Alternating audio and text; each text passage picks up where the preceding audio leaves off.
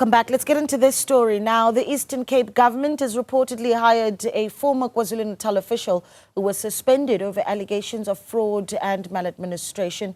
Well, Sunday World is reporting that Chuleza Hombisa Jama, who is a former chief director for municipal infrastructure, has been appointed as the chief director for disaster management in the Eastern Cape, which was recently battered by deadly floods.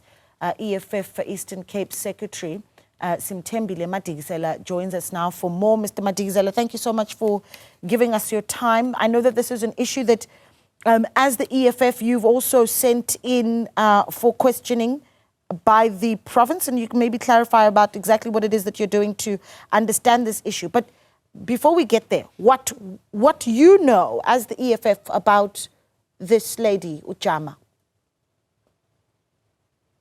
I think your mic Thank you very much. Yes, go ahead. Thank you very much. We have learned on the media also on this weekend that this lady has been employed within the Department of COGTA, if I'm correct, to deal with the issues that relates to disaster in the province. And then when we try to check the background, we found out that there are pending issues that she is supposed to be answering on her previous work in KZN. And then that shocked us as the organization. And then we had to use the space that we have, which is to ask questions for oral reply and also the questions for written reply by the MECs and the Premier. On every Tuesday, we have such questions that we have to ask and establish.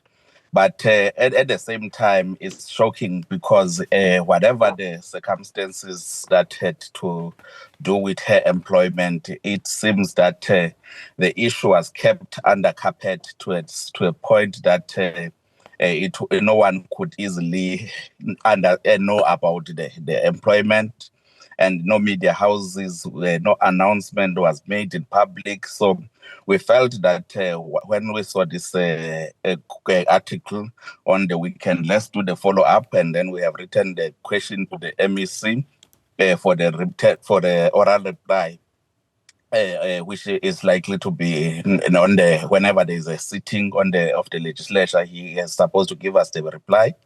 But at the same time, we are not going to fold arms and wait for that period of time or for that session for us to get the answers. We have a backup in the society or in the public sector of the Public Service Commission, which is responsible to ensure that there is no abuse of state power or resources, and there is no situation where people without the relevant skills are employed or on certain positions.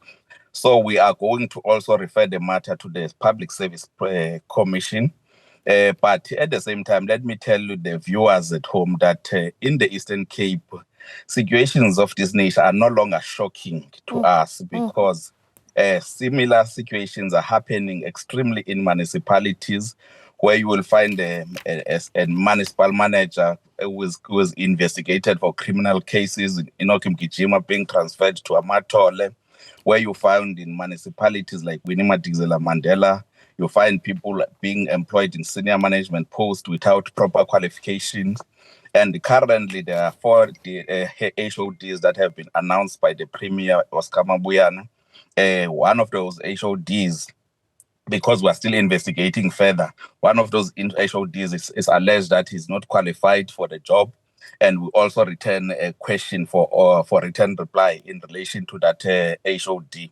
So there are circumstances or there are situations of this nature that are happening all over the province, and it's shocking to us. And we feel that we have to zoom on the issues and robustly engage the government and ensure that it's not a continuous activity. Our people need to be protected on such situation, because it's not normal that our people will be served by people whose ethics are even questionable beyond their skills, but also their ethics that have to be looked at. So once a person is under investigation and then sneak from that certain department or from the certain province and sneak to our province, we need to zoom on such issues and question and ensure that we get answers. Yeah, but here's the issue, though. You've got the Sunday World, for instance, at some point reporting that her suspension and with another official, this is now with their time in KwaZulu-Natal, that suspension was precautionary.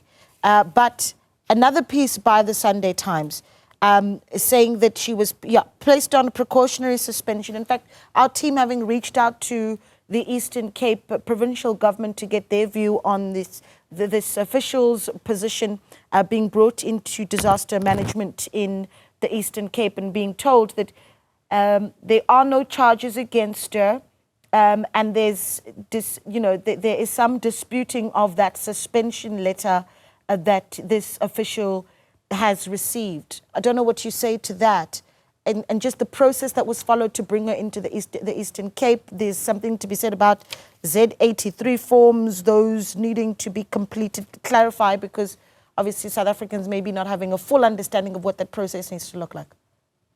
Yes, I think on that issue, the officials of the department, I think on some of the responses have said that there was no normal application. There was something that relates to a transfer from a certain province to another province. So which we find it also suspicious, because should a person be subjected to the normal processes of Z83 and normal application, all of us would have been able to understand how the person got to be employed in the province. So we feel that whatever that was done for this official to be brought into the province, it was deliberately managed so that it's not exposed to public, because definitely those who were part of this process knew very well that there is something wrong with it.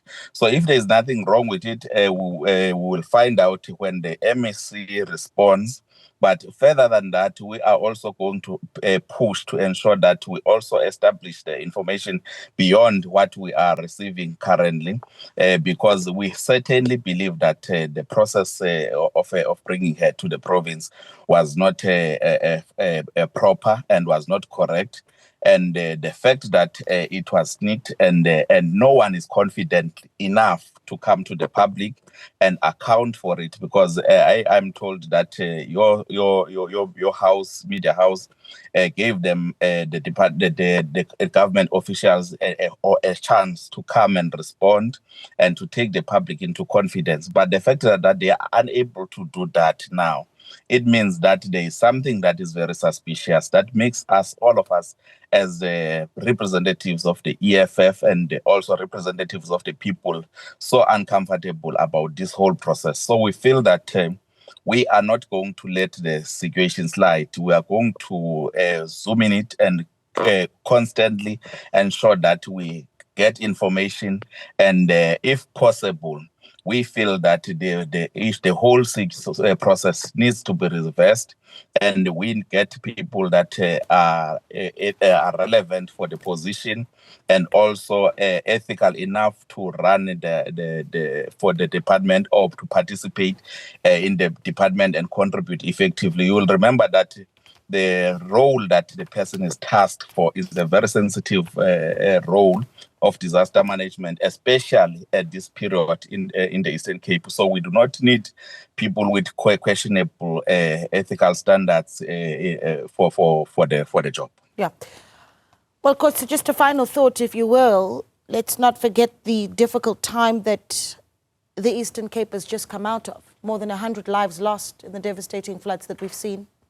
And some resources that have been shared from the National Cogta Office, or rather allocated from National Office to to the province to deal with this.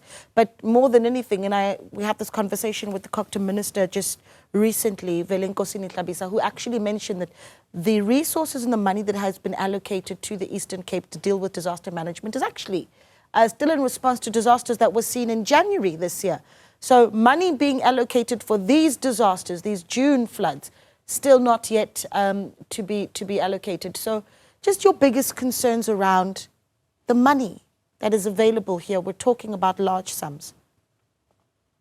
Well, we have been very concerned from the beginning when the monies were declared in public that these are the monies that are allocated, knowing the history of our province and the government officials, that there is no moment where you will not be suspicious that our officials might attempt shortcuts of getting access to those monies. And we, the first institution that announced the money to be allocated for such disasters, but it was allocated for water reservoirs, was the district or Tambo district municipalities, and then the province followed, and then the national department followed. But we believe strongly that if that process is left unchecked, we are likely to experience a difficult crisis in the long run. But we feel going forward, we will also have to monitor, but also the society needs to zoom and monitor the situation closely, because Eastern Cape has a background of not being very clean when it comes to running their finances. It doesn't matter what is the situation. We have a history where the Nelson Mandela funeral funds were looted. So we cannot have exception on this situation. It's a very difficult time for all of us as the province and the people of the Eastern Cape. But at the same time, we need to be very cautious. Other people are not also emphasizing that it's not the time to politic on the issues. But unfortunately, we need to monitor the situation closely. There are stories even recently of NGO donations being looted. There has been an attempt to intimidate a gift of the givers because they were supplying waters, because the tenderpreneurs wanted to have access or want to exploit the situation of the disaster. So we cannot drop our guards. We have to make sure that we are monitoring the situation closely, and we are not having exception in this case. Okay, we're going to leave it there. Thank you so much for speaking to us. We'll be waiting, of course, the reply to your questions by the Eastern Cape MEC for Cooperative Governance and Traditional Affairs on this official. Simthembile Madikizela, the Eastern Cape's EFF Provincial Secretary, speaking to us this evening.